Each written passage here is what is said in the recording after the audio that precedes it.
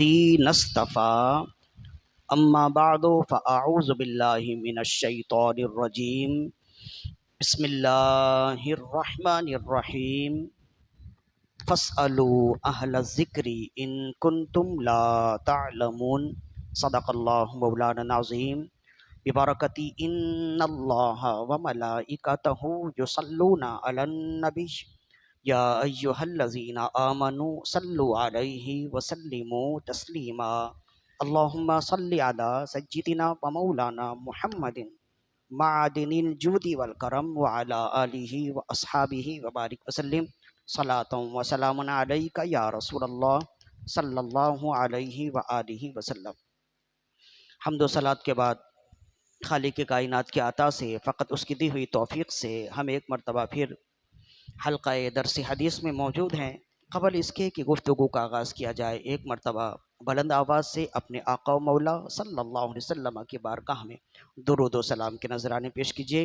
اللہم صلی علی سیدنا و مولانا محمد طب القلوب و دوائها و عافیت الابدان و شفائها و نور الابصار و ضیائها و روح الارواح و غذائها و علی آلہ و اصحابہ و بارک وسلم صلاۃ و سلام علیک یا رسول اللہ صلی اللہ علیہ وآلہ وسلم۔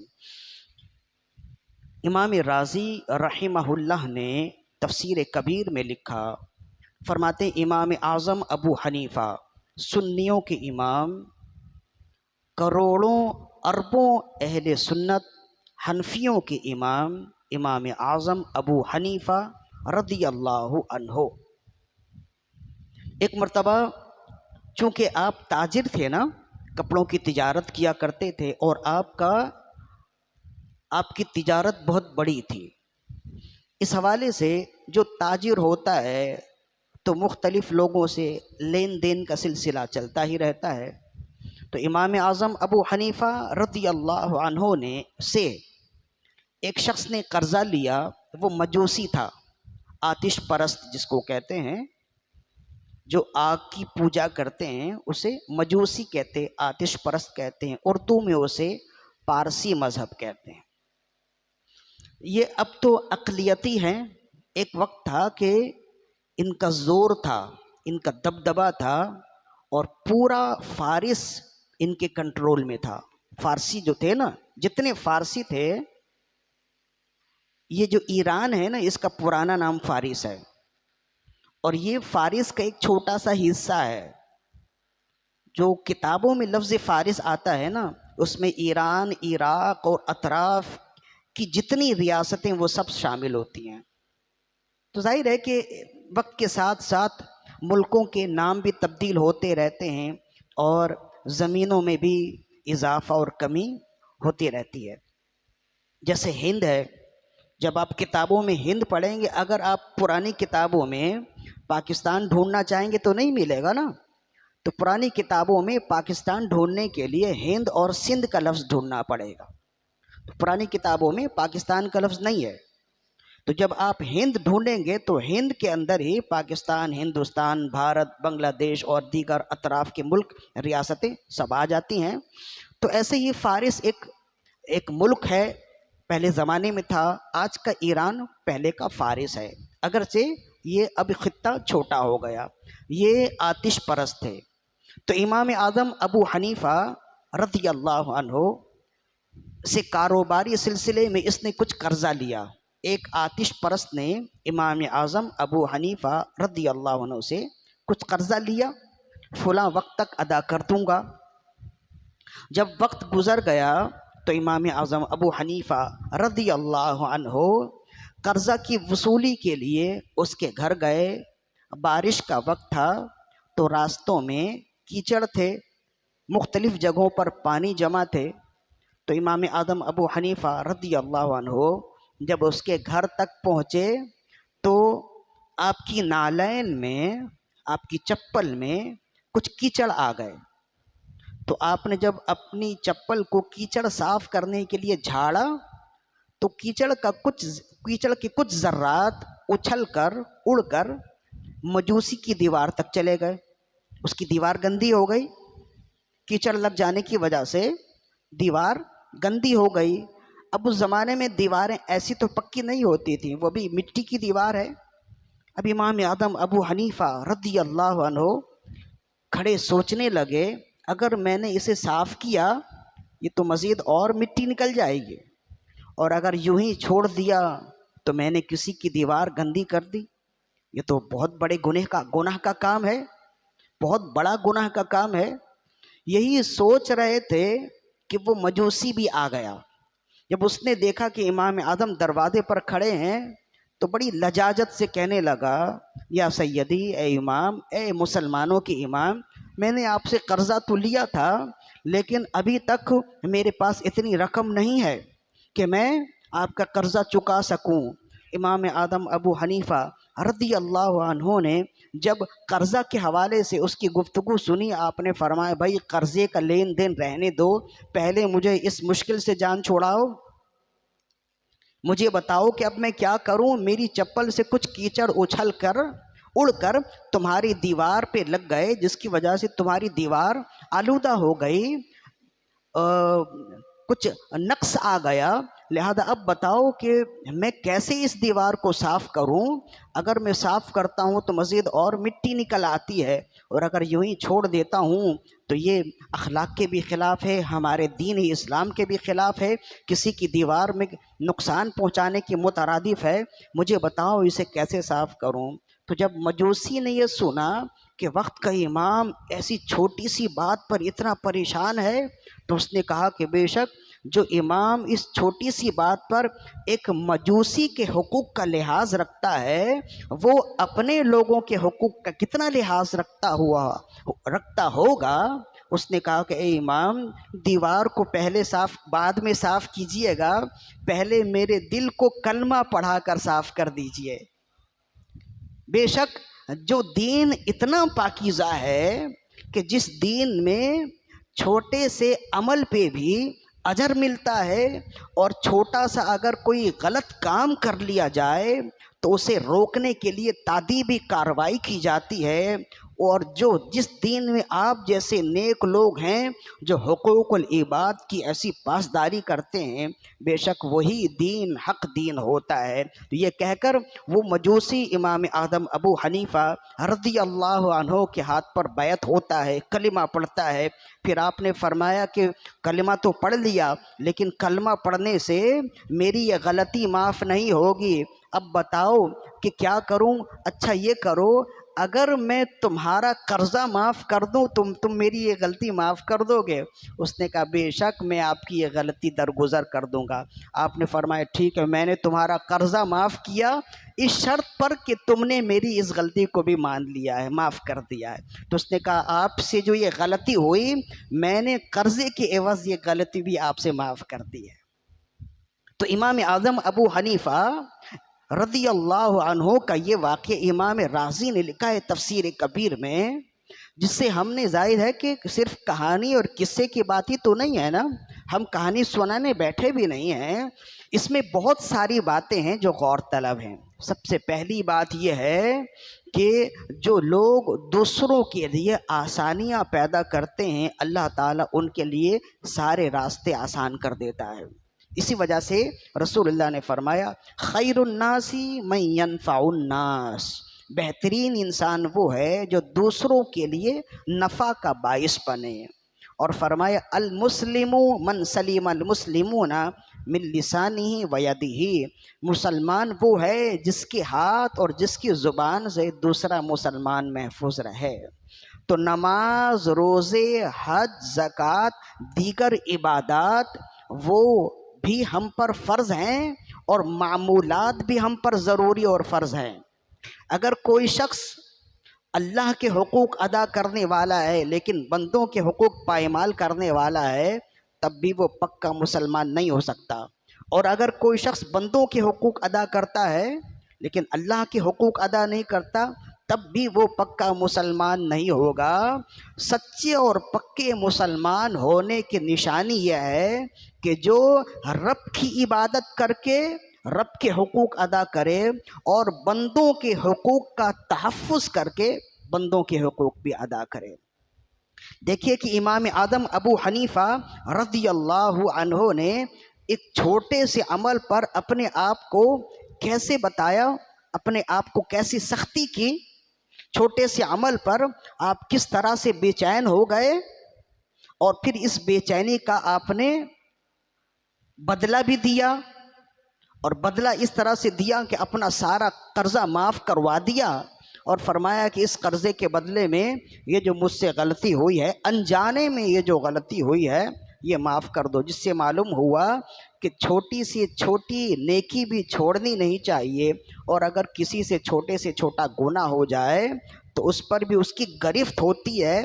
اس سے پہلے کہ آخرت میں اس کی گرفت ہو، اسے چاہیے خود ہی اپنی گرفت کر لے، یہاں پہ ہی گرفت کر کے لین دین کر کے اپنا معاملہ صاف کر لے، جس کو رسول اللہ نے فرمایا حاسبو قبل ان تحاسبو، اپنا محاسبہ خود کر لو اس سے پہلے کہ تمہارا محاسبہ کیا جائے۔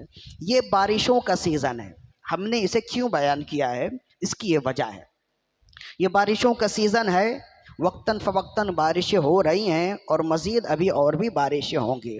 بارشوں میں ہمارے ہاں حقوق العباد قدم قدم پر تلف ہوتے ہوئے نظر آتے ہیں، بالخصوص جو گاڑی چلانے والے، جو بائک چلانے والے ہیں، وہ جانتے ہیں کہ جب وہ سامنے سے گزر جائیں تو پیچھے والے کا لحاظ نہیں رکھتے، کہ پیچھے والا بھلے آپ کے کپڑے سے آلودہ ہو گیا ہے، اسے کیا خبر ہے اور اسے کیا فکر ہے۔ پیچھے والا اگر آلودہ ہوتا ہے تو گویا قصور اس کا ہے، وہ اس کے پیچھے کیوں تھا۔ آپ تو زناٹے سے آئے اور سرعت سے چلے گئے۔ تو امام اعظم ابو حنیفہ رضی اللہ عنہ کو جو ماننے والے ہیں ان کے لیے لازم ہے کہ بالعموم پوری زندگی میں اور بالخصوص بارشوں کے سیزن میں اپنی چال سے یا اپنی گاڑی سے اڑنے والے کیچڑ کے حوالے سے خاص خیال رکھیں کہ کسی دوسرے کو تکلیف نہ ہو۔ تو ہمیں کیا کرنا ہوگا، آپ اگر بائک چلانے والے ہیں مڈ گارڈ اچھی کر لیجئے، اس میں صحیح طور پر کور لگا لیجئے، اگر آپ 4 ویلر چلانے والے ہیں تو اس کے بھی مڈ گارڈ اچھے کر لیں، تاکہ جہاں تک ہو سکے پیچھے والا آپ کی گاڑی سے محفوظ رہے۔ آپ اسے بہت ہلکا سمجھتے، آپ اسے بہت معمولی سمجھتے ہیں، آپ کی تھوڑی سی غفلت سے انسان کتنی الجھنوں میں گر جاتا ہے۔ اب آپ اس کو یوں سمجھ لیجئے کہ صبح کے وقت جو بھی شخص اپنے اپنے کاموں پر نکلتا ہے نا، نہا دھو کر اجلے اور صاف کپڑے پہن کر نکلتا ہے، گندے ہو کر کوئی بھی نہیں نکلتا نا۔ کوئی اسکول پڑھنے جانے والا ہے، کوئی اسکول پڑھانے جانے والا ہے، کوئی آفس جانے والا ہے، کوئی بینک جانے والا ہے، کوئی دیگر اداروں میں کام کرنے والا ہے، بچے پڑھنے جا رہے ہیں، کوئی جامعات میں استاد پڑھانے جا رہے ہیں، جامعات میں طلباء پڑھنے جا رہے ہیں، تو ہر ایک اپنے اپنے یونیفارم میں ہوتا ہے، صاف ستھرے اجلے کپڑوں میں ہوتا ہے۔ اب مثلاً ایک شخص گاڑی لے کر، بائک لے کر نکلتا ہے، ہلکی ہلکی بارش ہو رہی ہے اور وہ اپنے کام پر جا رہا ہے، اپنی منزل پر جا رہا ہے، راستے سے آپ چلتے ہوئے آئے اور اس کے سامنے سے گزر گئے، آپ کی بائک کا جو مڈ گارڈ تھا وہ غیر محفوظ تھا، جس کی وجہ سے کیچڑ نکلتا ہے اور پیچھے والے کا پورا لباس آلودہ ہو جاتا ہے۔ تو اب وہ کھڑا سوچے گا نا، اب اس کے لیے 2 ہی پہلو ہیں، یا تو وہ اسی طرح سے اپنے آفس جائے اور دن بھر لوگوں کو جواب دیتا رہے کہ یہ کیا ہوا، اور دن بھر لوگ اس سے مذاق، اس کے لباس کو دیکھ کر ہنستے رہیں، مذاق اڑاتے رہیں، یا تو ایک پہلو یہ ہے کہ وہ یہ عمل کرے، یا پھر وہ واپس لوٹے گھر لوٹ کر جائے، اپنی بیوی سے 4 باتیں سنیں اور اس کے بعد نیا لباس پہنے، نہائے اور دوبارہ سے آفس جائے۔ اب اگر وہ پڑھانے والا ہے تو 1-2 پیریڈ کا ناغہ ہو گیا، 1-2 پیریڈ کی تاخیر ہو گئی، یا اگر وہ اپنے آفس جانے والا ہے تو کچھ دیر کی تاخیر ہو گئی، اس کا اہم کام تھا اہم کام میں تاخیر ہوئی، اور جتنی تاخیر ہوئی اس تاخیر کی وجہ سے مہینے میں اس کی کٹوتی ہوئی، تو یہ سب کچھ افراتفری کیوں ہوا؟ فقط آپ کی ایک چھوٹی سی غفلت کی وجہ سے۔ آپ اس کو معمولی سمجھ رہے ہیں نا؟ تو آپ اکثر و بیشتر ہماری زندگی میں بھی ایسا ہو جاتا ہے، تو ہم اسے دعائیں دیتے ہیں کہ اللہ اسے ہدایت دے۔ تو یہ بارشوں کا سیزن ہے، کوشش کیجئے کہ آپ کی ذات سے کوئی انسان تو کیا کسی جانور کو بھی تکلیف نہ ہو۔ امام حسن بصری فرماتے ہیں اللہ کے نیک بندے تو وہ ہوتے ہیں کہ انسان تو کیا ایک چونٹی کو بھی تکلیف دینے سے محفوظ رہتے ہیں، چونٹی کو بھی تکلیف دینے سے اپنے آپ کو روکتے ہیں۔ تو یہ بارشوں کا سیزن ہے، اس وجہ سے ہم نے بتایا کہ یہ عمل کیجئے، ورنہ یہ یاد رکھیے کہ حقوق العباد کا مسئلہ حقوق اللہ کے مسئلے سے بہت بڑا ہے۔ حقوق العباد کا مسئلہ حقوق اللہ کے مسئلے سے بہت زیادہ بڑا ہے۔ اب اسے سمجھنے کے لیے سمجھیے، جسے امام سید عبد الرزاق رحمہ اللہ نے، عبد الوہاب شعرانی رحمہ اللہ نے اپنی کتاب تنبیہ المقترین میں لکھا۔ وہب بن منبہ سے روایت کرتے، فرماتے ہیں کہ تاب شاب من بنی اسرائیل عن جمیع المعاصی ثم صار یتعبد فعبد اللہ 70 سنہ۔ فرماتے ہیں ایک شخص بنی اسرائیل کا بڑا ہی گناہ گار تھا، ایک وقت گزرا کہ اس نے تمام گناہوں سے توبہ کر لی اور اپنی زندگی کو یکسر بدل لیا، اللہ کی عبادتوں میں، ریاضتوں میں اپنا وقت لگاتا رہا، حتیٰ کہ 60 سال تک اس نے اللہ کی بندگی اور اللہ کی ریاضت اس طرح کی کہ لا یفطر ولا ینام ولا یستظل بظل، نہ وہ دن میں کھاتا نہ وہ رات میں سوتا، دن میں روزے سے رہتا، راتوں میں قیام میں اپنا وقت گزارتا، اور اللہ کی تابعداری کرتے ہوئے، اللہ کی عبادت کرتے ہوئے اس نے اپنے آپ کو اس بات پر پابند کیا کہ وہ کبھی سائے میں نہیں رہے گا، ولا یستظل بظل، کبھی وہ سائے میں نہیں رہتا۔ وہ اپنے آپ کو سزا دیتا کہ اس نے پچھلی زندگی بہت ہی بری گزاری۔ تو وہ نوجوان جو گناہوں سے تائب ہوا، پھر 60 سالوں تک وہ عبادت کرتا رہا، اس حال میں کہ دن بھر روزہ رکھتا، راتوں میں قیام کرتا، اور اس نے کبھی بھی سایہ استعمال نہیں کیا، ولا یأکل سمینا، کبھی اس نے اچھی غذا نہیں کھائی۔ فلما مات رأى بعض اخوانی فی المنام، جب وہ مر گیا تو اس کے بعض احباب نے اسے خواب میں دیکھا، فقال، اور اس سے پوچھا، ماذا فعل اللہ بک، اللہ تعالیٰ نے تیرے ساتھ کیا معاملہ فرمایا؟ لوگ تو سمجھ رہے تھے کہ اس نے 60 سال تک عبادت کی ہے، بخشایا ہے اور کنفرم جنتی ہے، لیکن اب یہ کیا کہتا ہے دیکھیے۔ تو اس نے کہا، جب لوگوں نے پوچھا ماذا فعل اللہ بک، اللہ تعالیٰ نے تیرے ساتھ کیا معاملہ کیا؟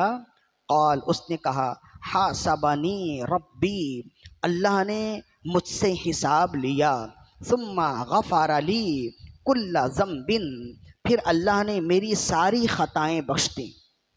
اللہ نے میرا حساب لیا، محاسبہ کیا، اور پھر اللہ نے فقط اپنے فضل و کرم سے میرے سارے گناہ بخش دیے۔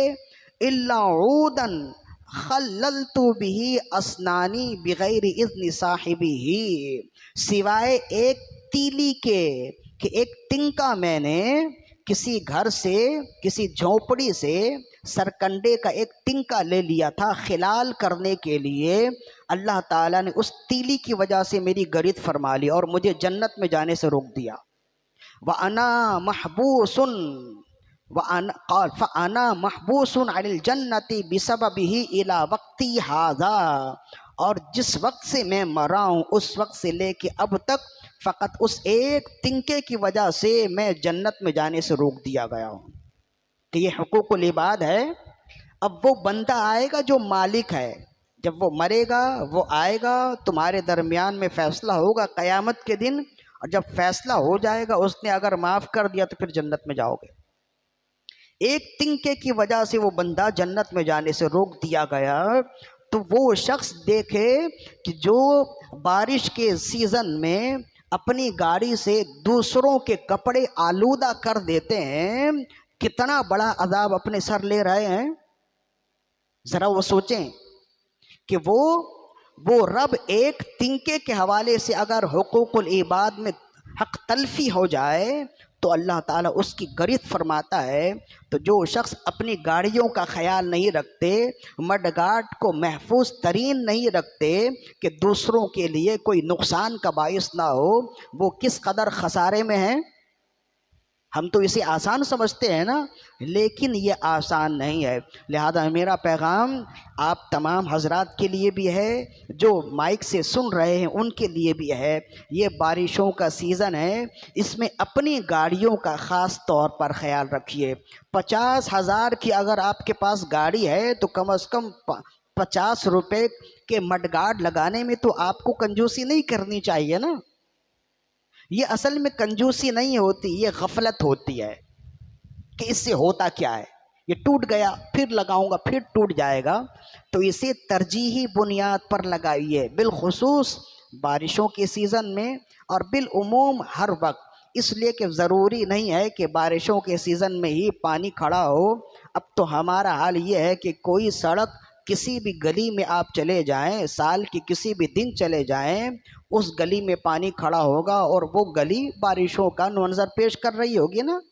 لہذا گاہے بگاہے اپنی گاڑیوں کا خیال کیجیے، بالخصوص اور بالعموم اپنی ذات سے کوشش کیجیے کسی دوسرے کو تکلیف نہ ہو. اللہ تعالیٰ نرمی کرنے والوں کو پسند فرماتا ہے. حضرت ابو ہریرہ روایت کرتے ہیں، قال النبی صلی اللہ علیہ وسلم حرم علی النار کل ہین لین سہل قریب من الناس. رسول اللہ صلی اللہ علیہ وسلم نے ارشاد فرمایا کہ اللہ تعالیٰ نے ایسے شخص پر جہنم کی آگ حرام فرما دی ہے جو بہت نرم دل ہے، بہت ہی میٹھی زبان رکھتا ہے، بہت ہی آسانیاں پیدا کرنے والا ہے اور لوگوں کو اپنے قریب رکھتا ہے. یعنی جو لوگوں کے لیے آسانی پیدا کرنے والا ہو، جو لوگوں کے لیے نرمی کا باعث بنے، جو لوگوں کو اپنے قریب کرے، اللہ تعالیٰ کا وعدہ ہے کہ جہنم کی آگ اس سے دور کر دی جائے گی. اپنی ذات میں نرمی لائیے، آسانی پیدا کیجیے. آپ کی تھوڑی سی غفلت سے کتنی افراتفری ہوتی ہے وہ ہم بتا چکے ہیں. لہذا تھوڑی سی زحمت کریں گے، ترجیح دیں گے تو یہ افراتفری ختم ہو جائے گی اور آپ بھی لوگوں کے لیے آسانی پیدا کرنے والوں میں شمار ہو جائیں گے. اللہ تعالیٰ سے دعا ہے کہ ہماری آج کی حاضری اپنی بارگاہ میں قبول و مقبول فرمائے. وما علینا الا البلاغ المبین.